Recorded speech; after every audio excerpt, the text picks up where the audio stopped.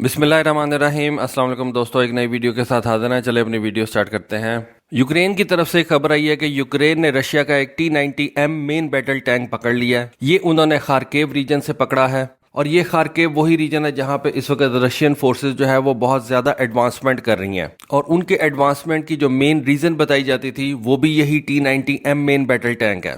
ये इस वक्त रशिया का सबसे बेहतरीन टैंक है जो कि ऑपरेशनल है। वैसे तो समझा जाता है कि T-14 आर्माटा टैंक जो है वो रशिया ने सबसे बेहतरीन बनाया। रशियन भी क्लेम करते हैं कि वो इस वक्त दुनिया का बेस्ट टैंक है, लेकिन वो इस वक्त ऑपरेशनल नहीं है। वो टैंक जो है उसको रशिया इस वक्त प्रोडक्शन लाइन के ऊपर नहीं चढ़ा सका। आप आसान अल्फाज में ये समझ लें कि अगर T-14 आर्माटा टैंक रशिया का Su-57 है, T-90M टैंक रशिया का Su-35 है और आप कह सकते हैं कि रशियन एयरफोर्स का एक Su-35 जो है उसको यूक्रेन ने पकड़ लिया और इसको जो है एक अनप्रेसिडेंटेड गेन जो है वो समझा जा रहा है यूक्रेनियन फोर्सेस की तरफ से, क्योंकि उन्होंने रशिया का एक मोस्ट कैपेबल टैंक जो है, मोस्ट कैपेबल एसेट जो है उसको हासिल कर लिया। और आपको पता है कि अगर आप जंग के अंदर दुश्मन का सबसे बेहतरीन हथियार जो है पकड़ लेते हैं तो फिर आप उसके ऊपर स्टडी करते हैं, उसकी कमजोरियों को पकड़ने की कोशिश करते हैं, उनके स्ट्रॉन्ग पॉइंट्स को जो है वो देखते हैं। स्ट्रॉन्ग पॉइंट्स तो आपको खैर पता ही होते हैं, लेकिन उसकी जो कमजोरियां होती हैं उनको आप बेहतर तरीके से स्टडी कर सकते हैं और फिर उसका आप तोड़ निकालते हैं। अच्छा, ये जो अब खार्किव रीजन है ना, यहाँ पे ये T-90M टैंक भी रशिया इस्तेमाल कर रहा था। यहाँ पे जो लैंड रशिया ने इस वक्त ग्रैब कर लिया,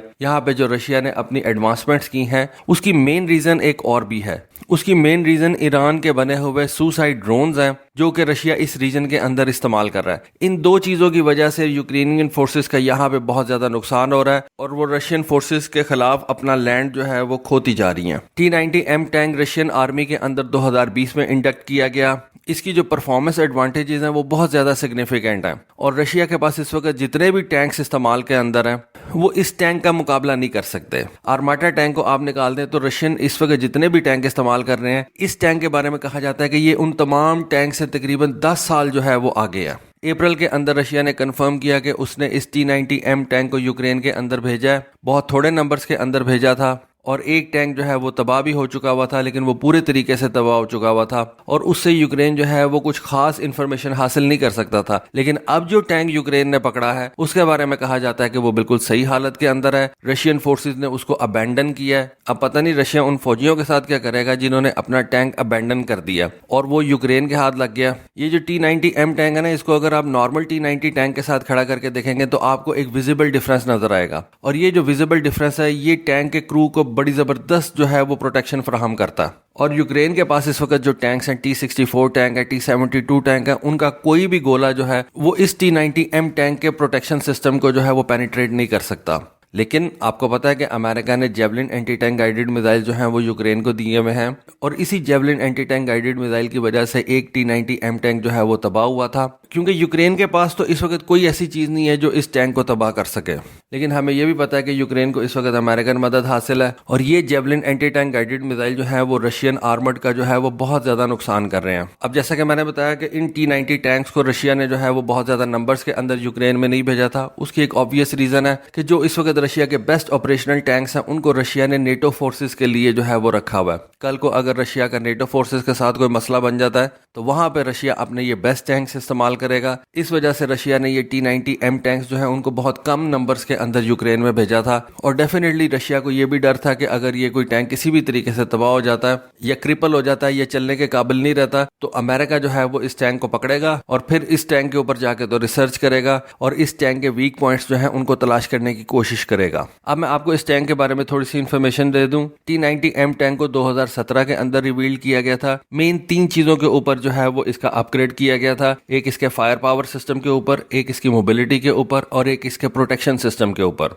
जो इससे पहला T-90A टैंक था ये इन 3 चीजों के अंदर T-90A टैंक से जो है वो ज्यादा इंप्रूव वर्जन था। इसका एक T-90MS वर्जन भी है, आई बिलीव इसको इंडिया इस्तेमाल कर रहा है। ये जो T-90M टैंक है इसकी टर्रेट को अपग्रेड किया गया और उसके ऊपर advance explosive reactive armour system जो है वो लगाया गया। T-90M टैंक के अंदर एक नया मिशन सिस्टम लगाया गया जो कि इसके फायर कंट्रोल सिस्टम को बहुत ज्यादा जो है वो बेहतर बना देता है। इसके अंदर 3 बंदों का क्रू जो है वो आ सकता है। एक कमांडर होता है, एक गनर होता है और एक ड्राइवर होता है। ड्राइवर आगे बैठता है, टर्रेट इसकी दरमियान में होती है और तमाम रशियन टैंक्स की तरह इसका इंजन जो है वो पिछली साइड पे होता है। ये बेसिकली एक ऑल वेल्डेड टर्रेट डिजाइन है। इस टैंक के ऊपर रेलिक्ट एक्सप्लोसिव रिएक्टिव आर्मर सिस्टम जो है वो लगाया गया। इसकी जो 125 mm की स्मूथ बोर गन है वो इस वक्त दुनिया के अंदर बेस्ट गन समझी जाती है। बहुत सी कंट्रीज जो है वो उस गन को पहले से इस्तेमाल कर रही हैं, लेकिन इसकी जो गन रशिया ने खास तौर पे तैयार की गई थी उसको रशिया ने नाम दिया था 2A46M5 गन।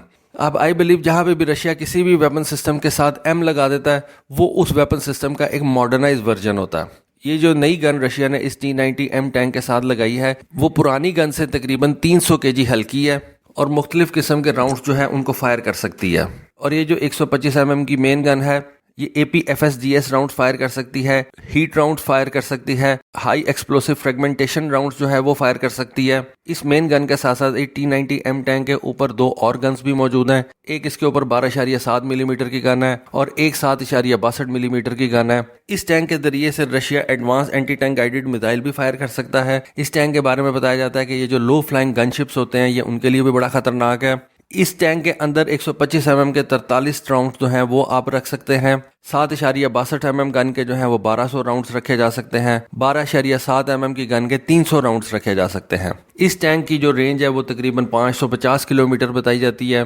इस टैंक की स्पीड जो है वो तकरीबन 60 किलोमीटर पर आ रहा है। T90M टैंक के अंदर एक ऑक्सिलरी पावर यूनिट जो है उसको भी रखा गया है। और इस टैंक का जो प्रोटेक्शन और कम्युनिकेशन सिस्टम है उसके बारे में बताया जाता है कि वो T14 आर्माटा टैंक से जो है वो बोरो किया गया है। बेसिकली जैसा कि मैंने आपको बताया कि ये टैंक जो है ये Su-35 की तरह है जो कि रशियन आर्मी को 4th जनरेशन के टैंक से आप कह लें कि एक 5th जनरेशन के टैंक के ऊपर लेके जाएगा।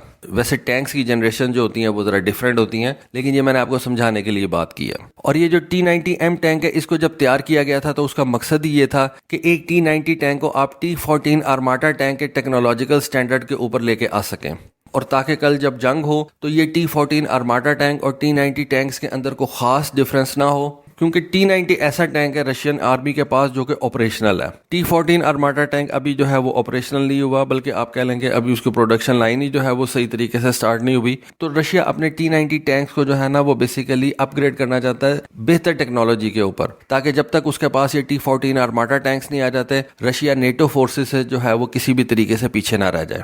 रशियन आर्मी के पास इस वक्त तकरीबन 500 के करीब T90M टैंक्स मौजूद हैं, जिसमें से बहुत थोड़े जो हैं वो उसने यूक्रेन भेजे। एक जो है वो यूक्रेन के अंदर तबाह हो गया था और एक सही सलामत हालत के अंदर यूक्रेन की फोर्सेस ने कैप्चर कर लिया। देखें अब इस टैंक के बारे में यूक्रेन क्या फैसला करता है। मेरा तो ख्याल है कि इस टैंक को वो अब अमेरिका भेज देंगे और अमेरिकन इस टैंक के ऊपर जो है वो अपनी सारी रिसर्च करेंगे और इसके वीक पॉइंट्स को जो है वो देखेंगे और फिर इस टैंक का जो है वो तोड़ निकालेंगे। तो दोस्तों ये थी आज की वीडियो। होपफुली आपको आज की वीडियो और आज की इन्फॉर्मेशन पसंद आई होगी। कमेंट सेक्शन में अपनी राय से ज़रूर आगाह कीजिएगा। आज के लिए बस इतना ही। Thank you. अल्लाह हाफिज़।